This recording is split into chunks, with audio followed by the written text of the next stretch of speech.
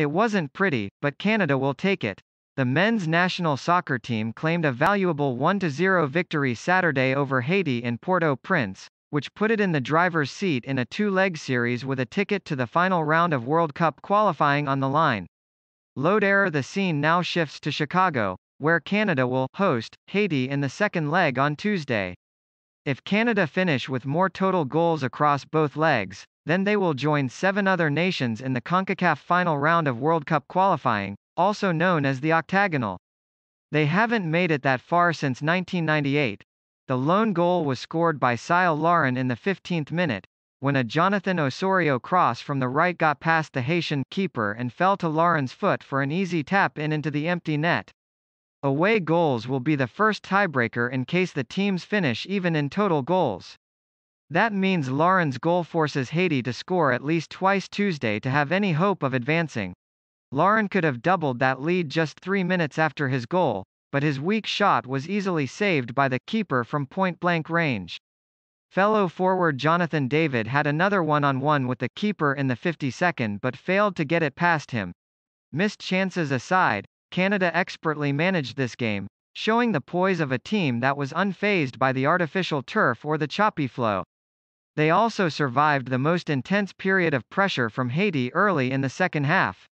Sure-handed goalkeeper Milan Borjan came up big during that stretch, tipping a bike attempt over the bar and coming off his line to beat a forward who was bearing down on goal. For all of the talk of their offense, they've stepped up huge defensively as of late. Here are 3 takeaways from the match. For a team that has made its fans accustomed to crushing road qualifying losses over the years, the 1-0 result was a show of personality, composure and professionalism. The chaos, physicality and general choppiness did nothing to faze it. And it took Haiti's best punch. That's going to serve Canada well in the octagonal if they can seal the deal Tuesday. That is Haiti's first loss at Stade Silvio Cater since November of 2016. Good road result for Canada. The 5-3-2, or 3-5-2, suits this team and its personnel. Not only does it allow Alphonso Davies, Richie Laryea and Samuel Adekugbe to stretch their legs, but it also provides defensive solidity. There were no emergency fires for defenders, or goalkeepers, to put out in the last 2 games.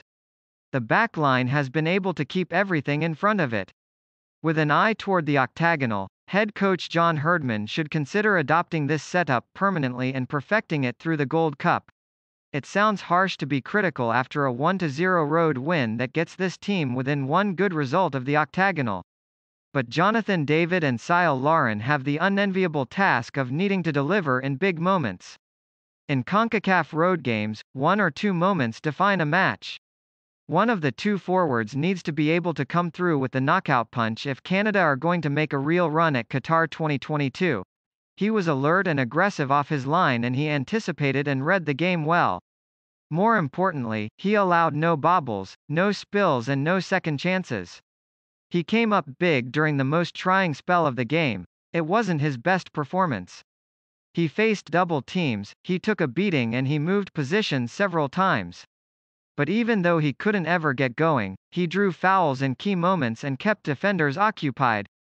Haitian right-back Stéphane Lambézé shut Davies down in the first half and forced him to switch to the right to start the second half. He played well during the more chaotic moments of the match and won some key challenges along the way with strong, physical play when necessary. He never got into any serious trouble in his senior CONCACAF road debut. The 3-man back line didn't leave Vitória exposed and the 34-year-old's experience and guile came in handy on a few occasions when dealing with imposing forward France Di Piero, who caused the most headaches during the night. The type of game that unfolded didn't accentuate his best qualities, but he never coughed up possession and held steady on defense for most of the 90 minutes. His main responsibilities were defensive and he played his role expertly. His positioning and anticipation were on point and he drew several fouls in the process. K was active, involved and sharp on the ball when it counted. His through ball to Jonathan Osorio down the right was the catalyst for the lone goal. He was carrying a yellow and came out of the game with a half hour to go. That will leave him fresher for Tuesday, when he'll play a big part in sealing the deal. Part of the reason this CONCACAF road game didn't turn into a nightmare for Canada was his smart on-the-ball decisions in the middle of the park. He was important in Canada's brief spells of possession and was the first line of help for the backline. He didn't impact the game in a noticeable way, but his soccer IQ was critical in the moments that defined the match. He drove in a low cross with just enough pace that the ball got by the keeper and found Lauren.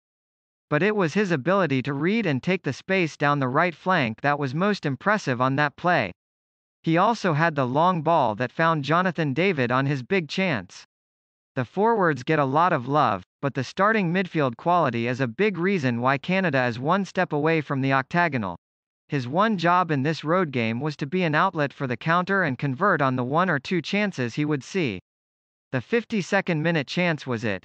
He scored the decisive goal, but his rating takes a hit because of the opportunity he didn't convert. It's unreasonable to expect a forward to make all the chances presented to him, but he will probably feel he could have made the keeper work harder on that shot. If the Canadians are going to make the World Cup, putting road games away on the break will be a major reason. He had a conservative half hour but showed good energy at left wing back. Henry came in for the last 12 minutes and made some tough tackles. He made like Alphonso Davies on a couple of good runs. Buchanan is a great weapon to bring off the bench in a game with breakaway opportunities. Cavallini came on for Jonathan David in the final 8 minutes and was on the field long enough to bang bodies with defenders. He brought fresh legs that served as the first line of defense against the final few waves of Haitian attacks.